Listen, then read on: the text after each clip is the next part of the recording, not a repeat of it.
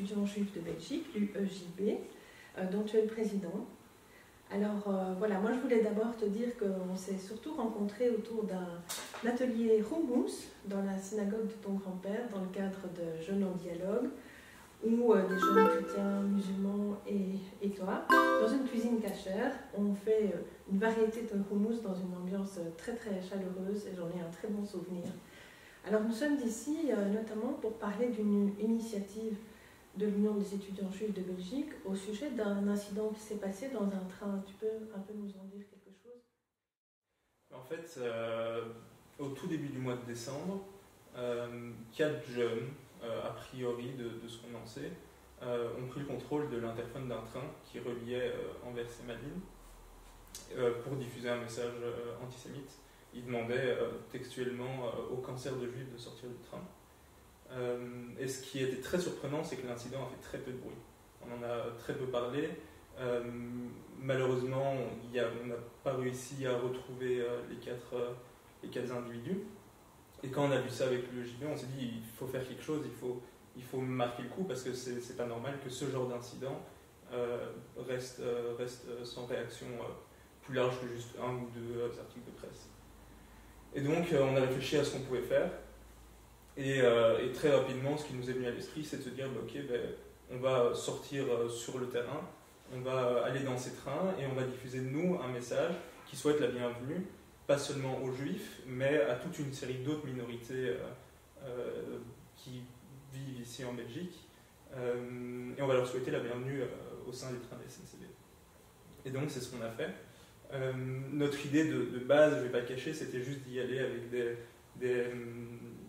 mégaphones et de diffuser nous-mêmes le message comme ça, mais dans les trains, on a croisé plusieurs contrôleurs qui nous ont pas proposé, on leur a demandé, mais en leur expliquant notre démarche, plusieurs contrôleurs ont accepté de eux-mêmes nous donner accès à leurs interphones, ce qui était un geste assez impressionnant de bonté auquel on ne s'attendait absolument pas, parce que malgré tout, chacun met... alors, ils s'attendent probablement pas à avoir des problèmes pour ça, mais ils mettent quand même leur poste en jeu parce que c'est quand même donner accès à un interphone. Mais voilà, c'était un geste symbolique et donc on a diffusé ce message de bienvenue à bord des trains de la SNCB à toute une série de gens. Et l'action a pris une ampleur assez impressionnante. On a été relayé un peu partout dans le monde par beaucoup de médias juifs, évidemment. Je pense à des journaux juifs américains, israéliens, mais aussi la presse belge. Et surtout, le plus important, on a eu des réactions de plusieurs représentants politiques, notamment énormément au Parti socialiste et écolo. Alors, tu parles d'accueillir des minorités. L'UEJB a également soutenu et soutient encore la cause d'une minorité qui est actuellement, malheureusement, très, très, très en danger, qui est la minorité ouïghour. Alors, j'aurais aimé qu'avec ici Abdullah, on verra plus tard, que vous voyez ensemble comment est-ce que l'UEJB en est venu à être sensible à cette cause. Et c'est une question un peu idiote, mais le fait que les Ouïghours sont une minorité musulmane oppressée, est-ce que ça vous a posé question en tant qu'étudiant juif? Et de même pour Abdullah qu'on va voir maintenant, qu'est-ce que ça leur fait d'être soutenus par des étudiants juifs? Mais je vais vous laisser dialoguer entre vous à ce sujet et voir ce que l'UEJB a fait par rapport à cette cause-là. Eh ben, la réponse, on doit la prendre, on doit remonter un peu dans le temps pour comprendre pourquoi. On doit revenir en 2019 environ, où en fait avec toute une série de gens à l'UEJB, on se dit que maintenant on doit essayer de définir un peu une idéologie mais au sens positif de l'UEJB. Qu'est-ce qu'on va défendre? Quelle va être la chose qu'on va défendre par-dessus tout? Et la réponse nous est parue très évidente très vite. C'est cette idée que en tant que jeune juif, la chose qu'on doit défendre, c'est la liberté. Parce que la Seconde Guerre mondiale, parce que les pogroms, parce que aussi toute l'histoire biblique juive se base sur cette idée de liberté. Le peuple juif se fonde pendant la sortie d'Égypte, qui est vraiment cette idée du petit peuple faible, asservi, qui se révolte contre un énorme empire et qui va fonder son pays 40 ans plus tard. Donc il y a vraiment cette idée d'être juif, c'est lutter pour l'émancipation. Et nous, ça nous est paru très évident très vite que cette émancipation devait être, cette lutte pour l'émancipation devait être plus large que juste pour les juifs. Que ce qu'on voulait faire, c'était aussi lutter pour toutes les minorités oppressées. Et en fait, c'est à la lumière de ça qu'on s'est rendu compte que la cause ouïghour était extrêmement importante si on voulait porter ses valeurs.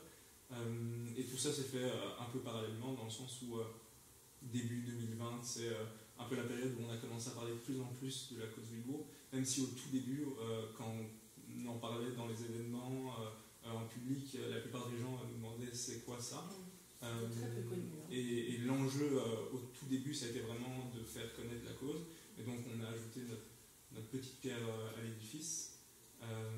Et puis en septembre 2020, on a voulu faire un pas en plus dans cette lutte. Et on a donc contacté l'association des Ouïghours de Belgique pour leur demander comment a été reçue cette inattendue au fond? Premièrement, merci que vous avez invité encore dans votre bureau ici. Donc, personnellement, moi et comme représentant de l'association des Ouïghours de Belgique, on a connu contact avec l'Union européenne et juive de Belgique, et ici personnellement avec le Sacha. Donc c'est comme il a dit, plus ou moins déjà 1 an. Et donc on a eu le support évidemment fort, on peut dire, même s'ils sont jeunes, mais ils sont bien dans le service, dans le services sociaux, donc sur l'internet, tout ça, donc ils sont forts.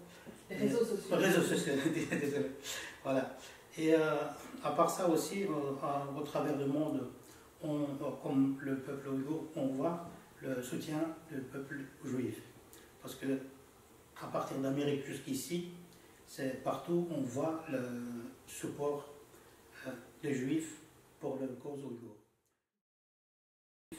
On est reconnaissant que vous supportez notre cause, ou comment. Surtout on a vu, comme Sacha l'a dit aussi, pour le 2 octobre 2020, qu'on a réussi à rassembler beaucoup de monde devant l'ambassade de la Chine, ici à Bruxelles. Donc voilà, en gros, si on peut dire, c'est ça, sinon on peut parler beaucoup de chaque cause. Ouais. Voilà. Et ce qui est intéressant, c'est de se rendre compte que la démarche dans laquelle on est à l'UEJB, de se dire, en fait, être juif, c'est lutter pour toute une série de causes, même si ça ne nous concerne pas. Elle a été faite par plein de juifs partout dans le monde et se cristallise vraiment dans la défense du peuple ouïghour, parce que c'est vraiment un point de ralliement massif pour tous les juifs qui désirent lutter pour l'ouverture et pour les droits des minorités. Et par exemple, nous, on s'inscrit aussi avec l'UEJB dans le cadre d'une campagne d'étudiants juifs européenne qui s'appelle Never Again Right Now, donc plus jamais ça maintenant, et qui s'inspire de cette phrase symbolique de la relation du peuple juif à la Shoah, de dire plus jamais ça, et de nouveau dans la même logique d'étendre ce plus jamais ça, pas seulement aux juifs, mais à toute une série d'autres minorités. Et donc, moi je trouve ça assez impressionnant de voir que à tous les échelons, que ce soit dans des communautés juives plus religieuses aux États-Unis, des communautés juives plus laïques ici en Belgique, il y a cette même réflexion qui est faite, et tout le monde part un peu d'un point de départ différent, mais c'est l'idée de on est juif et on doit se mobiliser. Oui, parce que j'allais poser la question qui fâche, évidemment, on va dire, et le sort des Palestiniens, mais là je pense que ce serait peut-être un peu long, mais je pense que l'UEJB serait d'accord de participer justement à des initiatives de dialogue avec les étudiants musulmans. C'est quelque chose d'extrêmement important de participer. C'est des choses qu'on fait déjà et qu'on essaie de faire de plus en plus, parce que je pense que le combat pour l'ouverture, c'est un combat qui se fait aussi au corps à corps. C'est aller voir les gens, c'est dialoguer avec eux. Et d'autant plus que, voilà, nous à l'UJB, on n'a pas ce malaise que certains pourraient penser qu'on a, notamment dans la communauté musulmane, sur la question palestinienne. Parce que quand on dit qu'il faut lutter pour les minorités, c'est pas exclusif ouïghour, c'est quelque chose de large, et donc on est conséquent avec nous-mêmes, et on défend depuis des années déjà la création d'un État palestinien dans un système solution à 2 États, un État palestinien à côté d'un État israélien, pour que chaque peuple puisse avoir son autodétermination. Et donc nous, c'est vraiment c'est quelque chose qu'on cherche, ce contact, pour aller aussi casser ce préjugé qu'il pourrait y avoir de les Juifs veulent tous tuer les Palestiniens, et c'est une chose qu'on entend comme ça. C'est pas nécessairement vrai, et déconstruire ça passe aussi par se rencontrer. Et aussi réfléchir à voir, quand on soutient une lutte, comment la soutenir. Il ne suffit pas de soutenir une lutte, il faut aussi la soutenir de manière éthique et de conscience. Voilà, merci beaucoup. Merci à vous. Merci Abdullah et merci